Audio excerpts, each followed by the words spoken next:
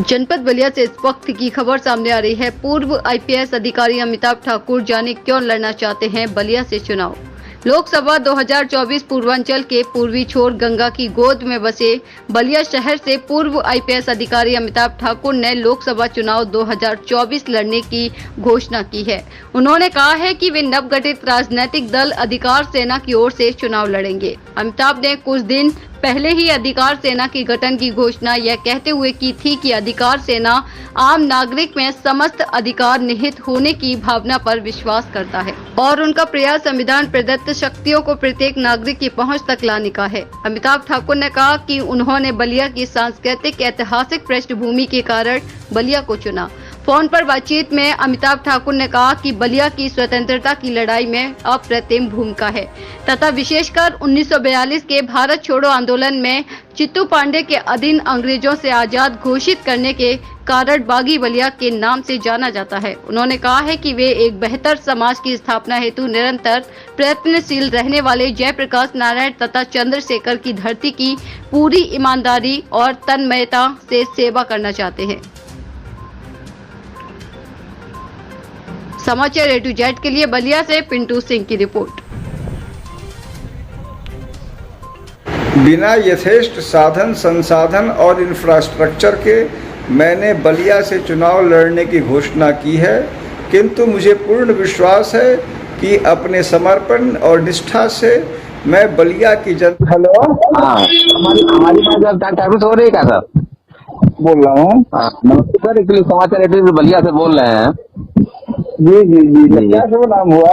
हाँ सर, पिंटू सिंह बोल रहे हैं। हाँ पिंटू, बताया मेरे को। हाँ सर, कह रहे हैं कि आपने आखिर पूर्वांचल के पूर्वी छोर बलिया को ही क्यों चुनाव के लिए सर चुना है, जहाँ की वीरों की धरती, जवानों का देश, बागी बलिया उत्तर प्रदेश। हालांकि आपका कुशल नेतृत्व तो यहाँ रहा और बड़ा अच्छा कार्यकाल रहा था, ऐसे में बलिया को ही क्यों चुना आपने?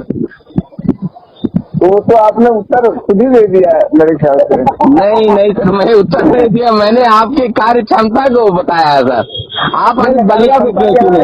आपने यह भी तो बताया कि क्यों चुना। आप अपने बात ही भूल जाते हैं। नहीं सर,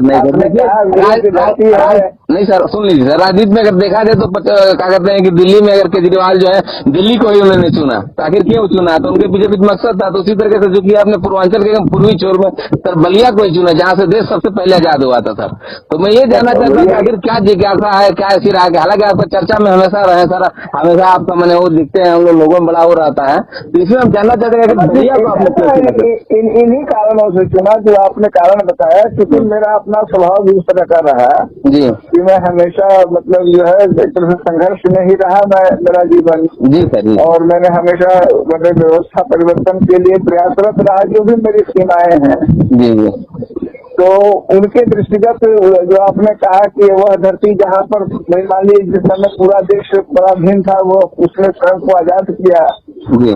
जहाँ से जयप्रकाश नारायण हुए, जिन्होंने पूरा परिवर्तन किया, मैंने और वहाँ रह के देखा मैंने। जी। आप मान लीजिए कि वह दोनों तो महान विभूति हैं, लेकिन बलिया में एक ऐसी समझ लिया जाए कि हर व्यक्ति के मन में इस तरह का है कि वह परिवर्तनशील है, वह क्रांतिकारी है, वह बागी है।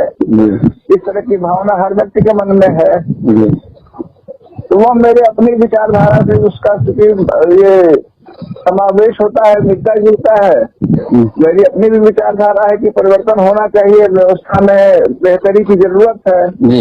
वही स्थिति, वही बात मैंने आपके बागी बलिया जिसको आप कहते हैं जी, जो 1942 के बाद से बागी बलिया के नाम से प्रसिद्ध हुआ, उस जगह में भी ये बात रही है हमेशा जी। तो इन्हीं कारणों से मैंने जो है ये सोचते हुए कि मेरे अपने सोच से, फिर मेरी अपनी संस्कृति से, अपने विचारों से, फिर मैं वहाँ पर तैनात रहा। मैंने अच्छा किया बुरा किया वो तो महत्वपूर्ण नहीं, लेकिन हाँ मुझे स्नेह बहुत मिला, ये मैं जानता हूँ। तो इन सारी बातों को देखते हुए मैंने निर्णय किया कि मैं वहाँ चुना लूंगा। नहीं, आपकी बातों से मैं सहमत हूँ सर। लोकतंत्र के महापर्व में जनता महान होती है, लेकिन ऐसे में एक तरफ जो है जब चुनाव आता है तो जनता जो है विकास कार्यों को भूल जाती है। और उसका उदाहरण है कि गाजीपुर देखा जाए, गाजीपुर में जो है मनोज सिन्हा ने बहुत अच्छे कार्य किए हैं धरातल पर, लेकिन उनका जब चुनाव लड़े तो चुनाव में धराशायी हो गए। तो ऐसे में आपका कार्यकाल तो बड़ा अच्छा रहा, अच्छी सोच भी है, लेकिन ऐसे में जो है जनता के आपको उस नजरिए से देख पाएगी या नहीं, क्योंकि आज जनता जो है पैसे भी बिकाऊ हो गई है। लोकतंत्र का महत्व धीरे धीरे खत्म होने जा रहा है।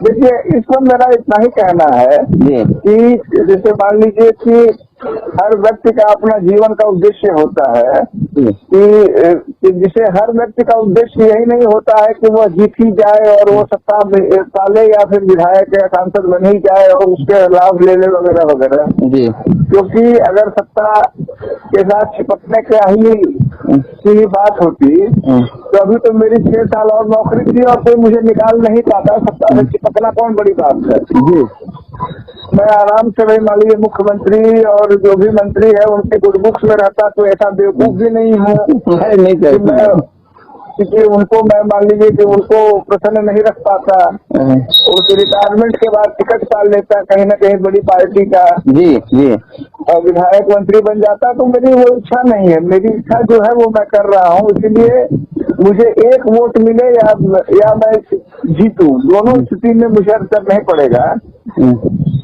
मेरे लिए जरूरी दो बातें हैं। नंबर एक बात यह है कि मैं एक प्रत्याशी के रूप में उससे जो अपेक्षित है मैं वो कर पाऊँ कि न कर पाऊँ, यानी कि लोगों के लिए सेवा कर पाऊँ कि नहीं, लोगों के साथ निभा पाऊँ कि नहीं। Number 1 point. और नंबर 2 पॉइंट ये है कि लोकतांत्रिक व्यवस्था में जो चुनाव की वास्तविक जो कागज पे है किस प्रकार से चुनाव हो, तो उस तरह चुनाव हो रहा है कि नहीं उसको भी मैं देखूंगा। क्योंकि मेरे लिए व्यवस्था परिवर्तन, व्यवस्था सुधार ज्यादा जरूरी है अपने हिसाब से। तो मुझे कोई ये भ्रम नहीं है कि मेरी कोई लहर बन जाएगी और मैं जीतूंगा और मुझे किसी से नाराजगी नहीं होगी किसी ने मुझे वोट क्यों नहीं दिया, किसी से नहीं होगी, दूर तक नहीं होगी। उस योग्य माना तो दिया, नहीं माना नहीं दिया, लेकिन हाँ अपने काम में कोई कमी न रहे इसका पूरा प्रयास होगा। आपको बधाई है, 2024 के लिए बधाई है। लेकिन देखा जाए तो बलिया जब भी होता है, जब भी दिल्ली में चर्चा होती है तो बलिया का नाम हमेशा आता है, क्योंकि राजनीति के गलियारे में जब भी देखा जाए तो यहाँ के बलिया के ही प्रधानमंत्री रहे हैं। लेकिन यहाँ पे विकास की बातें की जाए तो कुछ नहीं। अगर जब भी देखा जाए सत्ता या विपक्ष का देखा जाए तो हमेशा यहाँ मंत्री और सांसदों से भरा रहता है।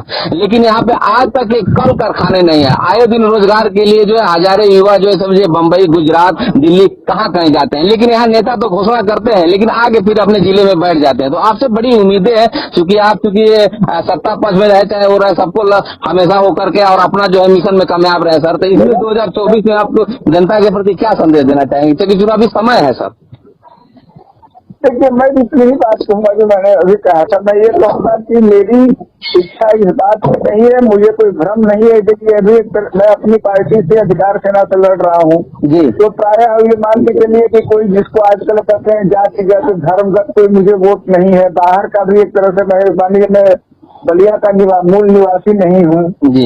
इसके बाद भी मुझे यह विश्वास है कि मैं उनका जो है मन मोह पाऊंगा। मैं उनको लगेगा कि हाँ कोई आदमी ईमानदारी से उनके लिए काम करना चाहता है जी। उसके बाद यदि किसी को लगे कि उस योग्य है वोट दे और न लगे तो बिल्कुल न दे। इसमें मतलब यह कोई नहीं है कि हमें जितावे, लेकिन हमें तो उसे कोई कोशिश नहीं छोड़ूंगा, इतना तय। यानी कोशिश मतलब जायज कोशिश, वाजिब कोशिश, जो मेरी सम्मत कोशिश। चलिए, आपसे जुड़ने के लिए